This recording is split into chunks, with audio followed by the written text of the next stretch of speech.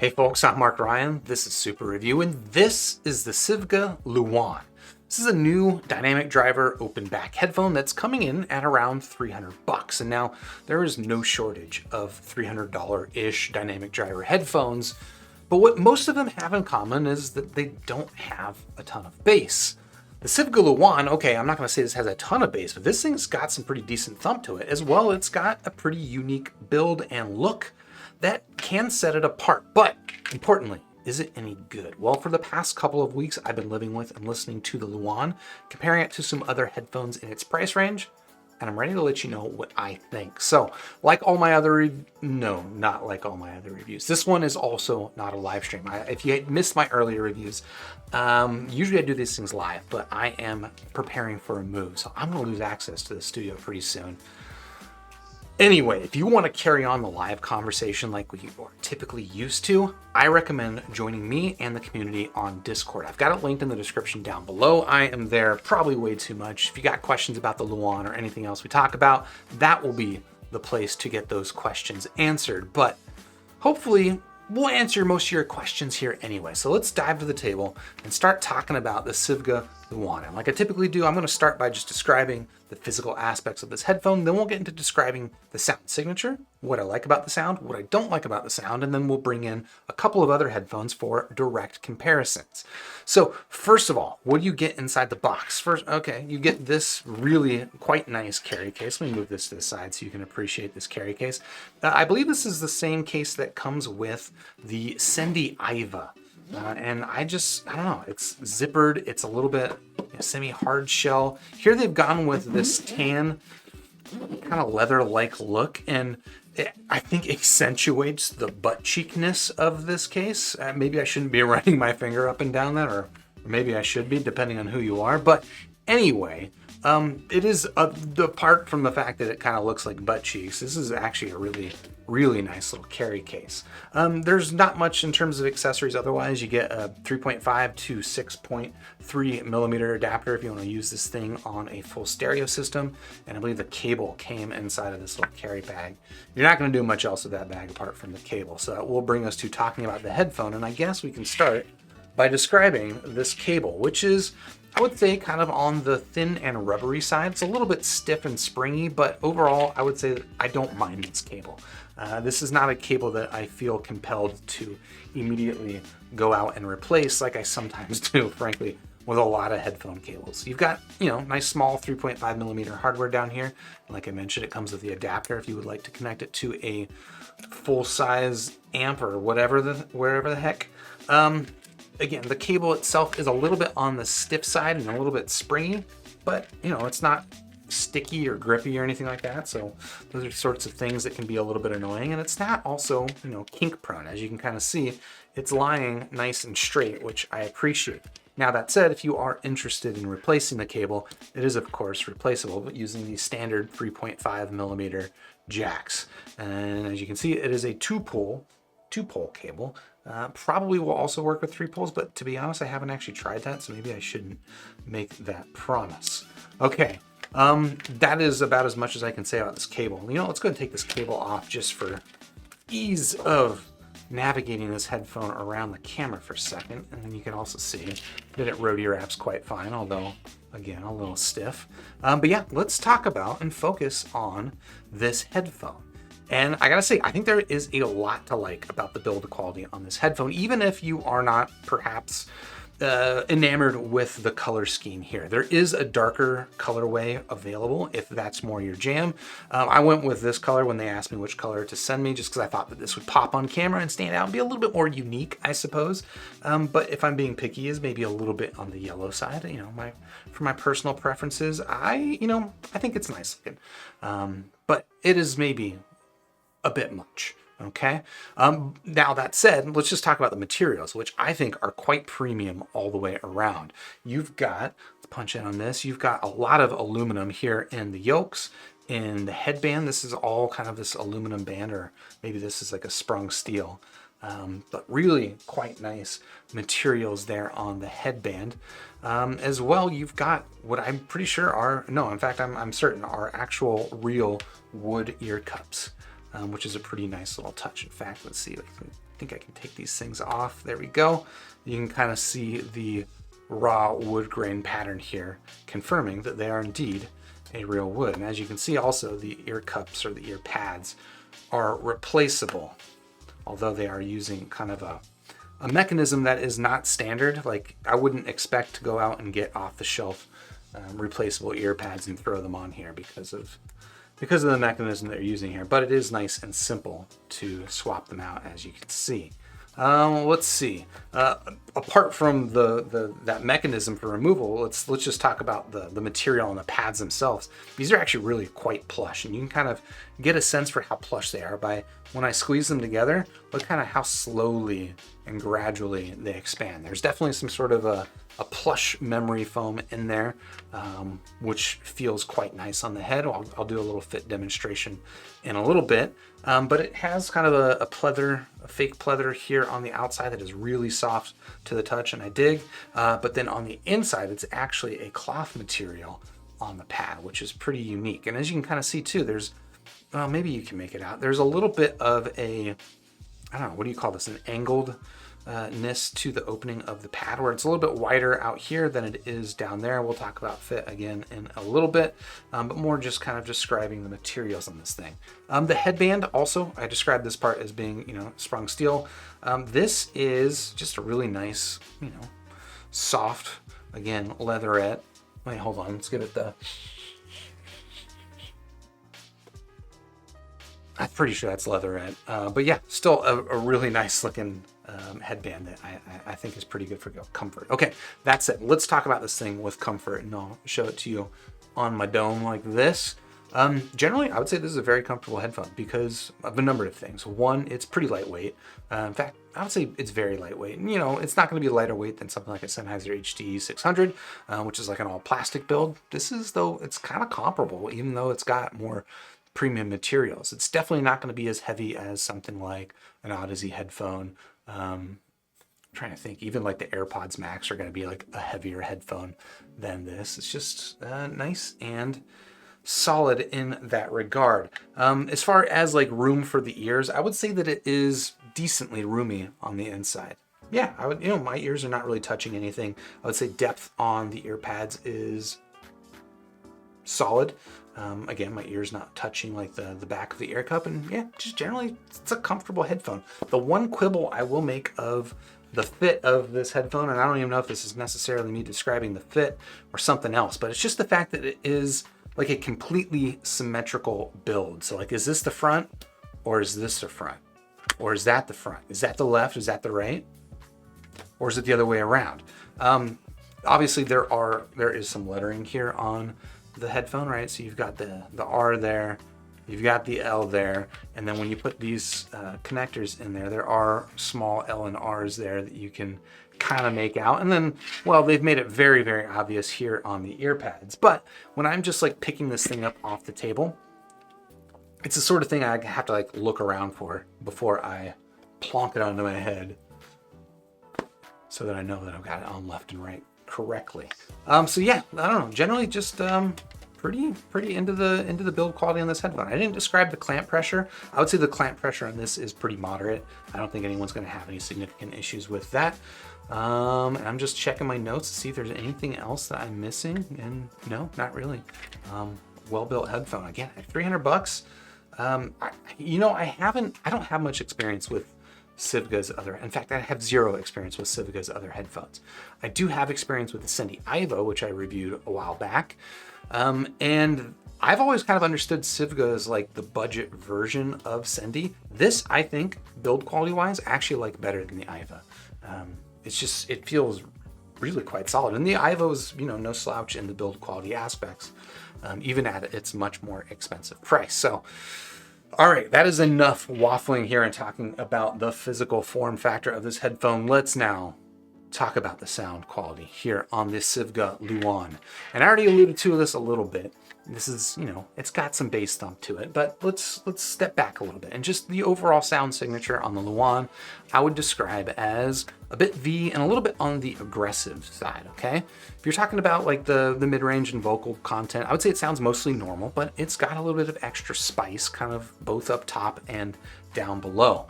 The treble emphasis on this actually kind of gives it a little bit of a planar likeness in its zinginess. If you're familiar with listening to like a Hyphenman planar or something like that, and they've got like this zingy quality to it and kind of like a speed to it, I think that the tuning on this headphone actually kind of gives it a similar sense of timbre, I suppose. And it's also a little bit forward in the vocals, which in combination with the treble, I think give this thing a fairly high level of clarity in the sound signature. And now the bass emphasis on this thing is not entirely sub-bass focused, which maybe you would probably expect on a headphone. The bass emphasis is, I would say, meaty and impactful, but it's not like an especially thick and like overbearing bass. It's just more present than what you would normally expect in a open back headphone like this. Yeah, it's got some decent thump to it. So that is the general sound signature. What do I like about the sound here on the Sivga Luan? Well, that planar lightness that I described in the treble, I think it gives it like a nice, fast, snappy, and responsive sound. Again, for a headphone that is bassy, kind of the risk there is that you end up with a headphone that sounds kind of sluggish and thick and plodding, and that's definitely not the case here with the Luan. It really does have a nimbleness and speed to it that I think is coming from that treble emphasis.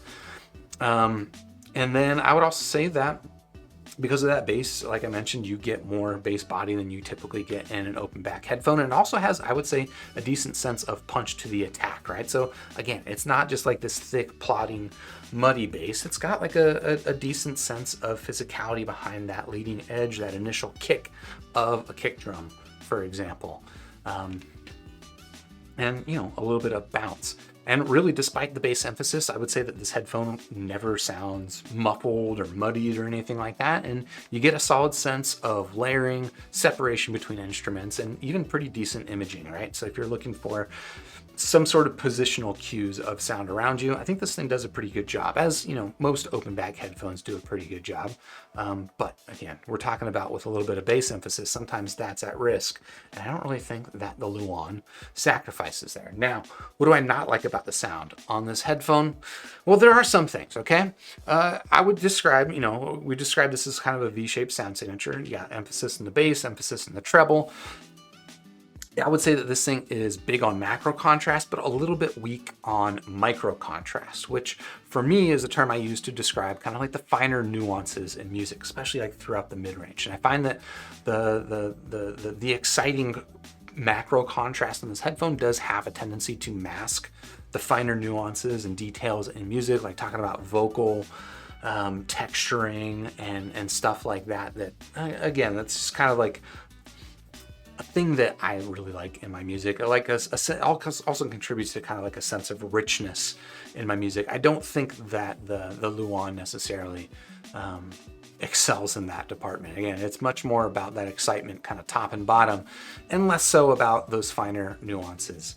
And then also, I would say that the treble on this can sometimes get a little bit splashy. It's got a bit of a sharpness with it with some music, especially like, just imagine like the sound of a tambourine, right? That kind of initial splash. I feel like that kind of gives you a sense of the range of treble where I find the Luan to be a little bit on the splashy and edgy side, distracting side. I don't know. It's a little, yeah, it's not like sharp, peaky treble. It's not uncomfortable. It's not hard to listen to for a long time, like some other headphones that I won't name right now because they're much more expensive anyway. But it can be just, I don't know, a little bit irritating, right? A little bit distracting. And similarly, I think that the vocal content on these things can sometimes come across a little bit glary.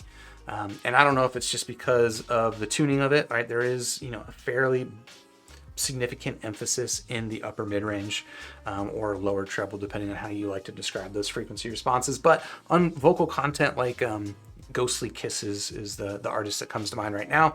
She's got like a very kind of like trebly vocal, and it can come across a little bit glary on a set like this. So those are my general thoughts here on the Sivga Luan. But like I promised, we're going to pull in a couple of other headphones for direct comparison, so hopefully help you understand exactly where I think this headphone stacks up at around $300 price range. And we've got three pretty different headphones here. I hope you'll forgive me a little bit. Again, like I mentioned, there's not a lot of bassy headphones that are open back specifically, especially at this price range of $300. So, well, these are what I got on hand. All right. So like I meant, or like we just got done talking about here, we've got the Sivga Luan. I think it's $300, dynamic driver. And I would say that I didn't talk about drivability yet, but I would say that this is nice and easy to drive. Here we've got the Beyerdynamic DT 900 Pro X, and this is also a dynamic driver open back headphone. Price on this used to be $300. Now it's down to about $260. So it's a little bit discounted. I would also describe this as very easy to drive. You should have no problem running this off of most sources. Like I run it off my laptop, no problem. And then finally over here, we've got the Hyphaman Sundara, which is also $300. Unlike the other two here, though, this one is a planar driver IM, or headphone. And okay, where I just got distracted a little bit. Oh yeah, in terms of power requirements, this is the one that does actually take a little bit of juice to run, especially versus these, right? When I was listening to them back to back, I could go between these more or less without having to adjust the volume in between, but this one you definitely have to pump up the volume to get the same loudness out of it. All right, so how do they compare in terms of sound signature? Well, like we just got done describing here with the Luan, this is a contrasty V-shaped sound signature. It is significant, but not an overwhelming amount of bass boost to it. Plus, it's got, I would say, a significant boost above 2000 hertz. It keeps it kind of, again, strong on clarity, gives it a nice clear sound, but also a pretty exciting sound. Whereas here with the Beyerdynamic DT 900 Pro X, this is, I would describe kind of like a bright neutral. This is definitely a more mid-range and vocal focused sound than something like the Sivga Luan. I would say it's lower in contrast. It gives you a linear bass, right? It's not going to have the same bass emphasis that you get here, but it does extend pretty well. And I would say that similar to the Luan, the vocals on the Beyerdynamic can get a little bit on the edgy side, but they didn't have quite the same glare issues that I had here on the Luan. And then finally here with the Hyphaman Sundara, I would describe this honestly as just kind of a pure neutral versus something like the DT 900, which is also a neutral. I describe this as more of a bright neutral. This is a warmer neutral, even lower contrast versus this, although you still get nice and linear bass. I have heard some people describe the Sundara as a bright headphone, and to be honest, I don't hear it that way. I hear it as kind of a laid back, warm neutral. Not like super warm. It's not like a thick, but it's definitely not got like the bright forwardness of either of these headphones. Okay, in terms of technical performance, right? The Luan. Like I described, it's got, I think, pretty strong sense of separation between sounds, fairly wide. It's got a punchy bass with good definition, especially on that initial attack. And it sounds kind of fast, right, in the treble. I mentioned it having some of that like planar likeness in its timbre. But it can also come across a little bit splashy in the treble, and I would say that it's a little bit mediocre in terms of mid-range detail. Whereas the DT 900 Pro, I would say this is actually really strong on mid-range detail. Again, if that's what you're into, and I'll be honest, I'm into that. I'm into mid-range content, especially with like vocal content. I think that the 900 Pro X is significantly more resolving, I suppose, than something like the Luan. It's well textured. The bass extends well, but I think it does lack the same sense of definition on the initial attack that the Luan does. Again, this does that pretty well, but it's no slouch in the bass department IMO. And then finally here with the Hyphaman Sundara, to be honest, I think I've never been super impressed with the technical performance on this headphone. My goodness. It is a little bit over smoothed, I would say. The bass does extend pretty well. I would say the bass is tighter than what you get here on the Beyer, but it's definitely going to be less punchy than what you get here. Mostly it's just like in the sense of like separation and positioning between sounds. I think the Sundara is a little bit lackluster versus these, which is interesting because while I describe this one as kind of having a planar likeness in its speed, this one being the actual planar, I think is actually a little bit behind the Luan in that regard. And now finally, let's talk about how these things are in terms of form factor. The Luan, honestly, I would say that this has the best materials of the bunch, the best build quality. Like it's just got premium everywhere. I don't even know if there's plastic. I'm sure there's plastic somewhere, but I'm not touching it. It's just really nice materials all around. You got the wood, you've got metal, you've got these really nice soft memory foam pads, reasonably roomy. The only real quibble I have about this is, okay, this colorway is not my favorite. Again, it does come in a darker color if you want, but more, I just, it's symmetrical, and I struggle to find which side is which. The Beyerdynamic DT900, this is a lot of plastic on this, right? These ear cups are all plastic. This is a nice metal yoke, but then here, this headband is all covered in plastic with a little bit of padding here on the bottom. Definitely, this is made of less premium materials, but it still feels very, very sturdy. So honestly, I don't mind the materials at all on this unit. Aesthetically, it's a lot plainer, but that is up to your taste. I'd say I actually kind of like the aesthetic here, especially with the gray pads. Just kind of a subtle, simple look that I dig. It's got a utilitarianness to it, but I do quite dig it. The one quibbles I will mention is, though, on these pads. While I like these pads, the height is not the most roomy, but also there's kind of like a, I don't know if you can see this, it's like a velour material here, and it actually adds like a little bit of a squeakiness to it. Like I can hear them creaking on my head as I move them around. Now, while I'm wearing it, it's not a problem.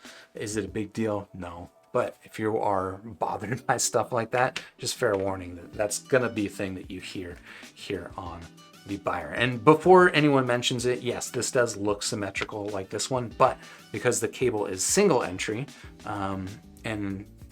well, yeah, just because it's single entry, that means it's easier for me I never get confused about which side is left and right on this one. Okay, finally, here, the Hyphaman Sundara. Like the Sivga, this has got just like nice materials all the way around. It's basically a metal headphone. Why do I just keep calling this thing an IM? What is wrong with me? I don't know. But it is metal build pretty much all the way around, which should feel pretty nice. But to be honest, I think this is the worst built headphone here on the table, like kind of by far. Partly the adjustment mechanisms on these things are just not very sturdy. They don't hold in place. In fact, you might notice I've got some gaffer tape wrapped around these things to hold it and prevent it from getting smaller than I want it to. So that's not super standout. People have mentioned that there's not a lot of rotation. Okay, there's almost no rotation on the headband or the ear cups. That isn't so much a problem for me in terms of fit, but it could be a problem for some people. But the other problem that I really do have with these is the quality of these pads. So this is a headphone that I've had for a while. I honestly don't even use it that much. And as you can see, these pads are just like falling apart. In fact, when I bought this headphone, it came with, I bought it secondhand, but it came with a set of pads on it that were all falling apart. So I replaced them. And as I replaced them, the first pair of pads that I got just completely fell apart as I was putting them on there. And now that I've got my second pair of replacement pads on here, even though I don't even really use this headphone that often, the pads are falling apart. So quality leaves a lot to be desired on the Sundara, if I'm perfectly honest. In terms of fit and comfort, here you go. I did a fit demonstration of the Beyer. There you go. I'm happy with the comfort in all of these, to be perfectly honest, but I would say if you're absolutely looking for the most comfortable headphone, it's got to be the Luan. I am perfectly honest, but I think, actually, let me just check my notes. I believe that is all that I was going to say here about the Luan. So let's dive into the conclusion.